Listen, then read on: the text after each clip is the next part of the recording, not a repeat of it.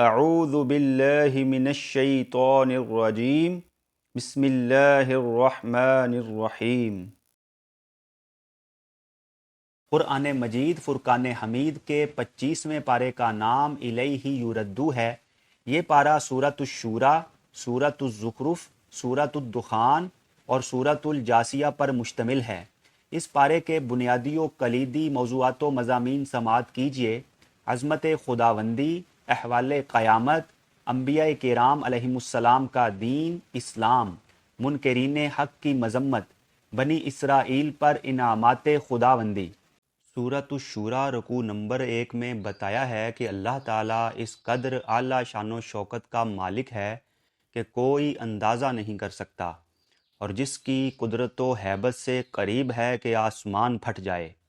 اسی لیے فرشتے ہر وقت اللہ کی حمد و تسبیح کرتے رہتے ہیں، اہل زمین کے لیے اللہ سے مغفرت کی دعائیں مانگتے رہتے ہیں۔ پھر یہ بات سمجھائی ہے کہ انسان کا اصل سرپرست اور رب اللہ وحدہ لا شریک ہی ہے، کیونکہ زندگی اور موت اسی کے قبضے میں ہے، اس لیے شرک انتہائی نازیبہ حرکت ہے۔ پھر رسول کریم صلی اللہ علیہ وآلہ وسلم کو ہدایت ہے کہ وہ تبلیغ و دعوت کا فریضہ سر انجام دیتے رہیں۔ ان کی ذمہ داری بس اتنی ہی ہے کہ وہ برے اعمال کے برے نتائج سے لوگوں کو آگاہ کریں۔ اگر اللہ چاہتا تو سب کو ایک ہی ملت کا پیرو کر دیتا، لیکن جب اس نے آزادی فکر و عمل دے رکھی ہے تو پھر جبر کے کوئی معنی نہیں۔ قیامت بہرحال آ کر رہے گی اور وہاں سب کا فیصلہ ہو جائے گا۔ سورۃ الشورى رکوع نمبر 2 میں بتایا ہے کہ جس زمانے میں جو نبی بھی تشریف لایا اس نے اسی دین اسلام کی دعوت دی۔ یہ اختلافات لوگوں کے اپنے پیدا کردہ ہیں، لہٰذا مسلمانوں کو چاہیے کہ اسی دین کو زمین پر غالب کریں۔ مسلمانوں کی زندگی کا مقصد یہی دین قائم کرنا ہے، نہ کہ مخالفت اور تفرقہ بازی۔ ایک دن ایسا آنے والا ہے کہ سب اللہ کے حضور جمع ہوں گے اور ہر شخص اپنے عمل کا نتیجہ دیکھ لے گا۔ قرآن کریم راہ حق کی رہنمائی کے لیے اتارا گیا ہے۔ مومنین قیامت سے ڈرتے رہتے ہیں اور منکرین بے فکر ہیں، گمراہ ہیں۔ یہ اللہ کا رحم و کرم ہے کہ وہ ناشکریوں اور نافرمانیوں کے باوجود انسانوں کی پرورش کے سامان مہیا کرتا ہے۔ انسان کو چاہیے کہ اللہ کی قدرت و طاقت کو یاد رکھے۔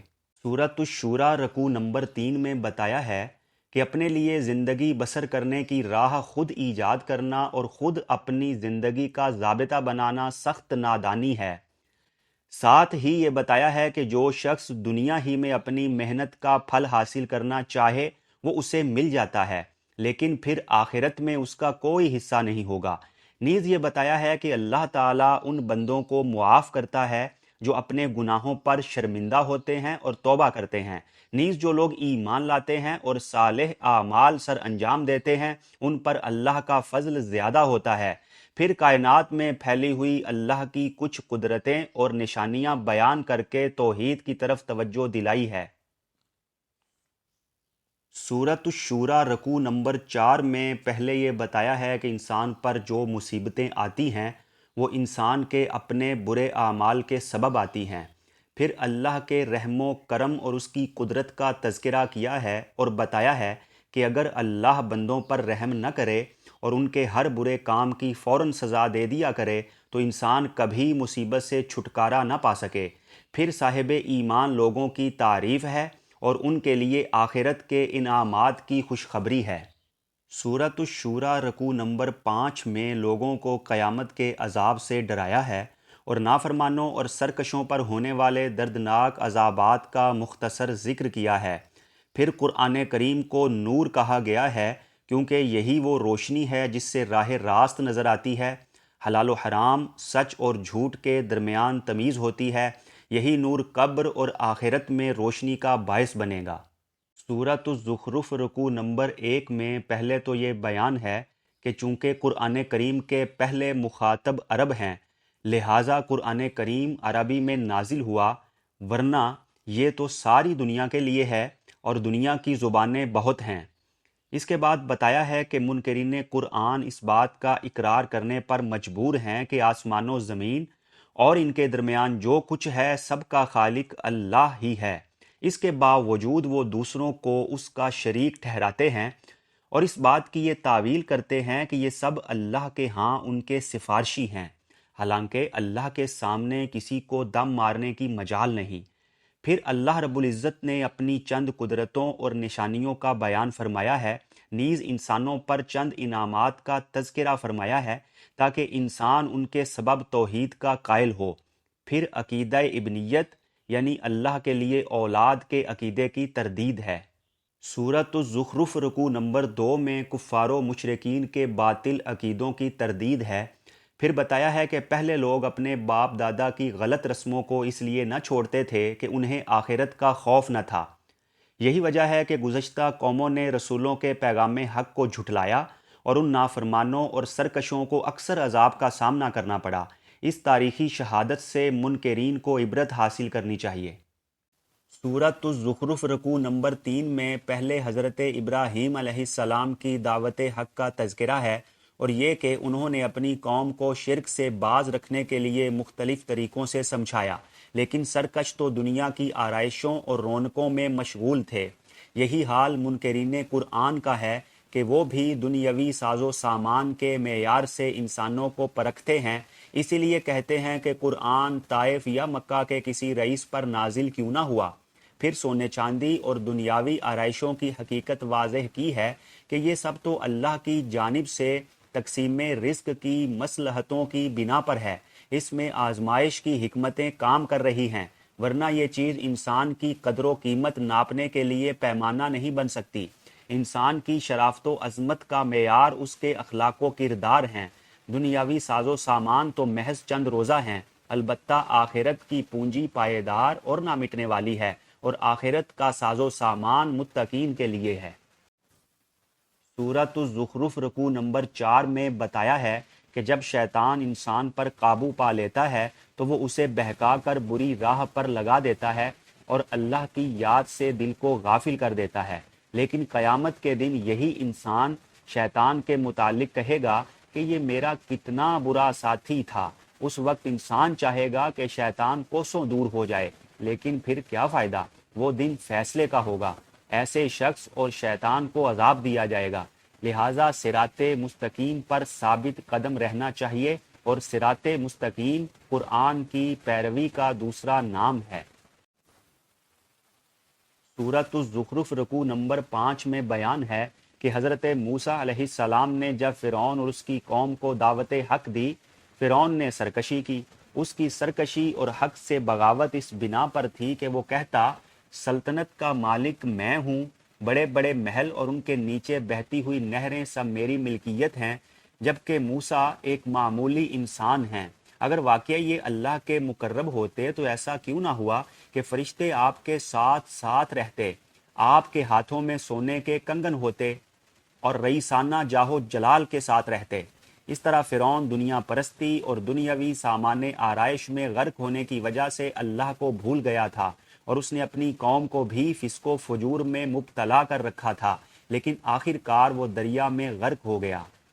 سورۃ الزخرف رکوع نمبر 6 میں حضرت عیسیٰ علیہ السلام کا ذکر ہے اور بتایا ہے کہ جو لوگ ان کو اللہ کا بیٹا کہتے ہیں سراسر جھوٹ اور باطل ہے، وہ قیامت کی ایک نشانی ہے۔ وہ بھی اللہ کی مخلوق تھے، جن سے بشر سے تھے، البتہ اللہ نے ان کو رسالت سے سرفراز فرمایا تھا اور وہ توحید اور راہ ہدایت کی دعوت دیتے تھے۔ سورۃ الزخرف رکوع نمبر 7 میں پہلے یہ بتایا ہے کہ قیامت کے دن آیات الہی کی تصدیق کرنے والے مسلمانوں سے کہا جائے گا کہ آج کے دن تمہارے لیے نہ کوئی خوف کا مقام ہے اور نہ غم کا، جنت میں آرام و اطمینان کے ساتھ رہو۔ پھر جنت میں ملنے والی اللہ کی ایسی ایسی نعمتوں کا تذکرہ ہے جس کا تصور کرنا بھی مشکل ہے۔ پھر بتایا ہے کہ مجرمین کا ٹھکانہ جہنم ہے، جہاں ان کے لیے عذاب میں کوئی کمی نہیں ہوگی، وہ بالکل مایوس ہو جائیں گے۔ پھر عقیدہ ابنیت یعنی اللہ کے لیے اولاد کے عقیدے کی تردید ہے۔ اس کے بعد فرمایا ہے کہ منکرین اپنی چند روزہ زندگی سے لطف اندوز ہوتے رہیں، قیامت میں دنیا پرستی کے مزے چکھ لیں گے۔ سورۃ الدخان رکوع نمبر 1 میں توحید کا سبق دیتے ہوئے فرمایا ہے کہ منکرین حق آخرت کے معاملے میں سخت مغالطے میں پڑے ہوئے ہیں۔ اے رسول اس دن کا انتظار کرو جب آسمان دھوئیں سے ڈھک جائے گا، پھر منکرین حق اس عذاب کی لپیٹ میں آ جائیں گے جس سے وہ غافل ہیں۔ اس کے بعد حضرت موسیٰ علیہ السلام اور فرعون کے واقعہ کو دہرایا ہے اور بتایا ہے کہ فرعون اور اس کی قوم کے مشرکین جن عالی شان گھروں میں رہتے تھے اور جس زمین پر ان کا اقتدار تھا، سب کا وارث اللہ نے بنی اسرائیل کو بنا دیا۔ سورۃ الدخان رکوع نمبر 2 میں بنی اسرائیل پر اللہ کے انعامات کا تذکرہ ہے کہ اللہ نے ان کو فرعون کے مظالم سے نجات دلائی، ان کو دنیا پر فضیلت عطا کی۔ پھر کافروں کے بارے کہا ہے کہ یہ آخرت کی زندگی کے منکرین ہیں، اور جب ان کی آنکھیں کھلیں گی تو پھر اس وقت کوئی بات قابل قبول نہ ہوگی۔ سورۃ الدخان رکوع نمبر 3 میں ذرا تفصیل سے بتایا ہے کہ گناہ گاروں اور اپنے گناہوں پر اصرار کرنے والوں کو قیامت کے دن دردناک عذاب دیا جائے گا اور کہا جائے گا چکھو اپنے کرتوتوں کا پھل، دنیا میں بڑے اکڑتے پھرتے تھے۔ پھر بروز قیامت متقین کو عطا ہونے والی نعمتوں کی کچھ تفصیل ہے۔ سورۃ الجاثیہ رکوع نمبر 1 میں اللہ کی قدرتوں اور نشانیوں کا تذکرہ ہے، پھر توحید کا سبق دیتے ہوئے بد کرداروں کی مذمت کی ہے، کیونکہ کائنات میں پھیلی ہوئی اللہ کی بے شمار نشانیوں کو دیکھنے کے باوجود توحید کا انکار کرنا ایسی حرکت ہے جس پر جس قدر لعنت ملامت کی جائے کم ہے۔ ایسے منکرین کو عذاب علیم کی خبر دی گئی ہے۔ سورۃ الجاثیہ رکوع نمبر 2 میں پہلے کائنات اور نظام کائنات کی طرف توجہ دلاتے ہوئے فرمایا ہے کہ عقل و ہوش والوں کے لیے اس میں توحید کا سبق ہے۔ پھر بنی اسرائیل کا تذکرہ کرتے ہوئے بتایا ہے کہ اللہ نے مسلسل سال ہا سال ان پر انعامات کی بارشیں کی، حکومت، نبوت، بہتر سے بہتر سامان رزق عطا فرمایا، لیکن یہ بنی اسرائیل سخت ناشکری کے مرتکب ہوئے۔ انہوں نے اختلافات اور تفرقہ میں پڑھ کر حق سے غفلت اختیار کی۔ قیامت کے دن اللہ تمام باتوں کا فیصلہ فرما دے گا۔ پھر فرمایا کہ اب رسول اللہ صلی اللہ علیہ وآلہ وسلم کو شریعت حقہ دے کر بھیجا گیا ہے۔ قرآن کریم لوگوں کے لیے عبرت و نصیحت کا مرقع ہے، ہدایت اور رحمت الہی ہے۔ سورۃ الجاثیہ رکوع نمبر 3 میں بتایا ہے کہ جو لوگ اپنی خواہشات نفس کی پیروی کرتے ہیں ان کا معبود دراصل ان کا نفس ہے۔ خواہشات نفس کے غلاموں کے کانوں اور دلوں پر گویا مہر لگ چکی ہے اور ان کی آنکھوں پر پردے پڑ گئے ہیں۔ یہ سب اس لیے ہے کہ انہوں نے سب کچھ دنیا ہی کو سمجھ لیا ہے۔ منکرین حق کہتے ہیں کہ جو کچھ ہے دنیا کی زندگی ہے، پھر اس زندگی کے بعد کچھ نہیں، ہماری موت کسی اللہ کے قبضے میں نہیں ہے، بلکہ زمانہ ہے جو ہمیں مارتا ہے اور ہم مرنے کے بعد گل سڑ کر مٹی میں مل جائیں گے، یہ آخرت وغیرہ کچھ نہیں۔ حالانکہ زندگی اور موت اللہ کے قبضے میں ہے، وہی پیدا کرتا ہے، وہی مارتا ہے اور وہی قیامت میں سب کو زندہ کر کے اٹھائے گا۔ سورۃ الجاثیہ رکوع نمبر 4 میں قیامت کا نقشہ کھینچ کر بتایا ہے کہ ہر امت اللہ کے سامنے گھٹنے ٹیکے حاضر ہوگی اور ہر امت اپنے نامہ اعمال کے ساتھ پکاری جائے گی اور اس کے ہر عمل کا پورا پورا بدلہ دیا جائے گا۔ کفر و شرک کی روش پر چلنے والے لوگ گھمنڈ میں گرفتار ہیں، ان کا اس روز برا حال ہوگا، وہ اس دن بھلا دیے جائیں گے جس طرح وہ قیامت کو بھولے بیٹھے تھے، اور دوزخ سے انہیں رہائی نہ ملے گی۔ صاحبان ایمان اور اعمال صالحہ سر انجام دینے والوں کو رحمت اپنے سائے میں لے لے گی، یہی زبردست کامیابی ہے۔ اللہ کریم ہمیں قرآن حکیم سیکھنے، سکھانے اور اس پر عمل پیرا ہونے کی توفیق عطا فرمائے۔ آمین یا رب العالمین۔